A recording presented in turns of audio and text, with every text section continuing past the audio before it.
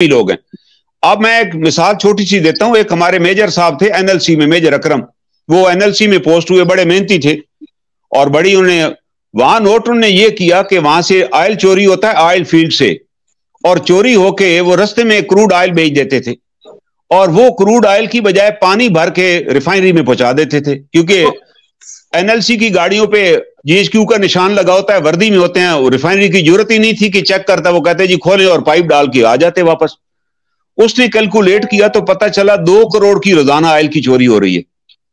उस मेजर साहब ने जाके रेड किया, उन्होंने बंदे अरेस्ट किए इंटीरियर सिंध में जहां जहां उनकी गाड़ियां खड़ी होती थी, और सारे बंदे अरेस्ट करके उन्होंने एफआईआर दर्ज कराई। उसके बाद वो जो ऑयल माफिया था, मेजर साहब को नहीं पता था ऑयल माफिया का कि कितना बड़ा, उस पर प्रेशर आया, उसने कहा मैंने एफआईआर दे दी है, इसमें जो एनएलसी के अफसर हैं उनके खिलाफ भी मैंने दे दिया है, जो जेसीयू पकड़े गए उनके खिलाफ भी दे दिए गए। तो इतने में डीजी एनएलसी थे मेजर जनरल जहीर, वो उन्होंने एनएलसी हेडक्वार्टर विजिट किया, उन्होंने कराची में, उन्होंने बताया कि सर ये हो रहा है, यहाँ ऑयल चोरी हो रहा है रोजाना 2 करोड़ का, और ये जो गाड़ियां खरीदी गई हैं इसमें भी गलत इनवाइसेस दी गई हैं, हर गाड़ी में गवर्नमेंट को 20-20 लाख का नुकसान हुआ। तो उन्होंने कहा मैं कार्रवाई करूंगा। तो कुछ दिन जब कार्रवाई नहीं हुई तो उनको पता चला एक और उन्होंने कोई वहां जुर्म किया, तो उसको बताने के लिए वो फौरन पिंडी आए और डीजी एनएलसी को जाकर मिले कि सर ये एक नई कार्रवाई वहां पर हो गई है। डीजी एनएलसी ने देखा और उसने कहा कि साथ अपने अफसर को भेजा कि आप इसके साथ कराची जाओ, वहां से एविडेंस कलेक्ट करो, हम कार्रवाई करेंगे। वो जैसे ही एयरपोर्ट पे उतरे और बाहर निकले तो वो जो 7 अफसर था उसने उसको अरेस्ट कर लिया, उसके सर के ऊपर ब्लाइंड फोल्ड किया, उसे ब्लाइंड फोल्ड के उसको लापता कर दिया मेजर को, और नतीजतन मेजर साहब को ले जाके अपने उन्हें किसी सेल में डाला। उसको इतना टार्चर किया गया कि तुम्हें जब बता दिया गया था कि तुमने इस पे बस एफआईआर करा दिया, अब आराम करो, why you went to the DG नहीं बंदे भेजे थे साथ, और उसमें उसको इतना टार्चर किया गया कि ही लॉस्ट हिज सेंसेस। और इतनी क्रिटिकल कंडीशन में फिर जब उन्होंने देखा कि ये तो बंदा, पहले प्राइवेट किसी हॉस्पिटल में दिखाया, उसने भी जवाब दे दिया कि ये तो मर जाएगा, उन्होंने जाके पीएनएस शिफा में उसे दाखिल कर दिया, वहां उन्होंने देखा कि क्रिटिकल कंडीशन में है। और चंद दिन गुजरे, जब उसने थोड़ी सेंसेस गेन की तो उसने अपनी फैमिली को बताया कि जी मैं तो यहां पड़ा, उसकी बीवी वहां पहुंच गई। उसने फिर एक लेटर लिखा कि मेरे खामद के साथ ये क्यों हुआ है। तो आप हैरान होंगे कि कोर कमांडर कराची जो पार्ट था इस पूरी गेम का, उसने सीओएमपी को कहा कि इसको जाके हॉस्पिटल से उठा लो।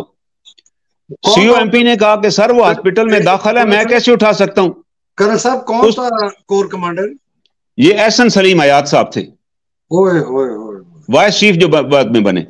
अब उन्होंने, अब सीओएमपी बड़ा कानूनी आदमी था, उसने कहा जी मैं ऐसे तो नहीं उठाऊंगा, मुझे रिटर्न ऑर्डर दें। तो कोर हेडक्वार्टर ने रिटर्न ऑर्डर दिया कि पिक अप दी अफसर, उसको वहां से रिसीव करो। वो गया वहां पे, उसने, डॉक्टर ने एहतजाज किया, उसने कहा सर आप जो इसकी इंस्ट्रक्शन देना चाहते हैं वो लिख कर दे दें, हम इसका खुद ट्रीटमेंट कराएंगे। वो हॉस्पिटल से फिर उठा कर ले गए और एमपी की किसी बैरक में जाके डाल दिया विदाउट एनी ट्रीटमेंट।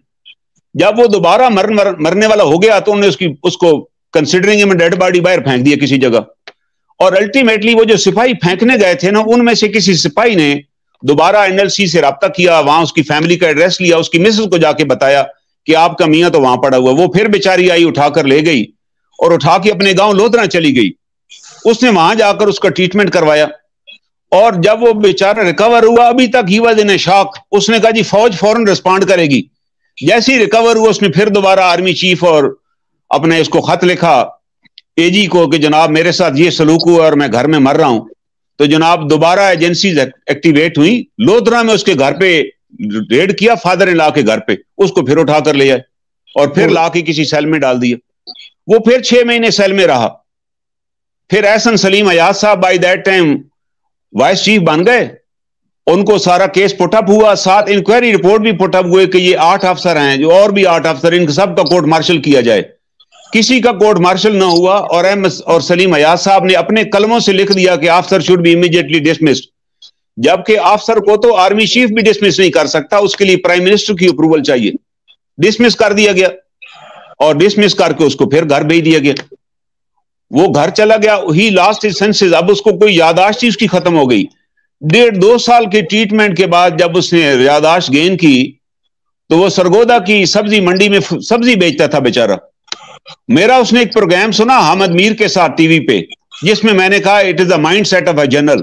जब एक जर्नैल फैसला करता है तो बाकी जर्नैल फिर सारी जिंदगी उस फैसले को इंप्लीमेंट कराते रहते हैं, उस फैसले से पीछे नहीं हटते।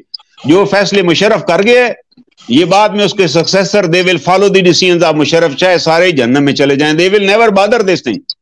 تو اس نے وہ میرا پروگرام سنا، وہ میرے پاس پنڈی آ گیا اور اپنے مجھے اس نے ڈاکومنٹ سارے دکھائے. میں نے کہا تم دوبارہ کراچی جاؤ، لوگ بھول چکے ہوں گے تم، وہاں سے جا کے پی این ایس شفا سے اور ایم پی کی یونٹ سے سارا ریکارڈ اکٹھا کرو. وہ سارا ریکارڈ لے کر آ گیا. میں نے یہاں 2015 میں ریٹ دائر کی اور وہ جسٹس ایک جسٹس سے اس زمانے میں جسٹس ظفر اللہ خان خاکوانی صاحب، وہ 9 بجے صبح آتے تھے، وہ 9:30 بجے اندر سے کورٹ سے نکلے چیمبر سے. انہیں پوری میری پیٹیشن پڑھی اور پڑھ کے بڑے حیران ہوئے کہ دس از ہیپننگ بے سرونگ افسر کے ساتھ یار یہ سلوک ہو گیا. میں کہا سر ڈاکومنٹ لگے ہوئے.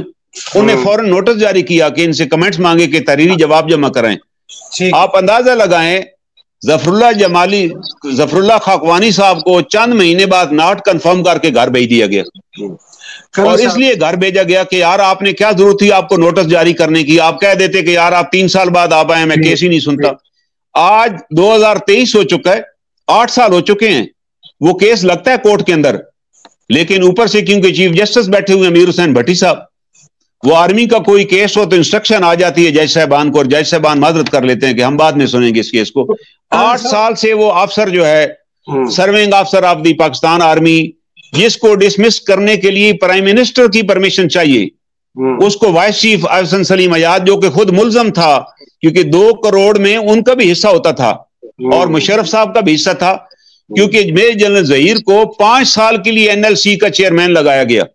اور مزے کی بات ہے میں نے اس کے خلاف بھی ایک انکوائری رپورٹ جمع کرائی، جی ایس کو بھی لیٹر لکھا، 1 منٹ سر، اور چیئرمین نیب کو بھی لکھا. اس کی انکوائری ہوئی پھر، اور یہ انکوائری کی جنرل لودھی صاحب نے، اور لودھی نے ریکمینڈ کیا کہ 4 جرنیل ذمہ دار ہیں این ایل سی کی کرپشن کے، کاروائی ہونی چاہیے، پھر بھی کاروائی نہیں ہوئی.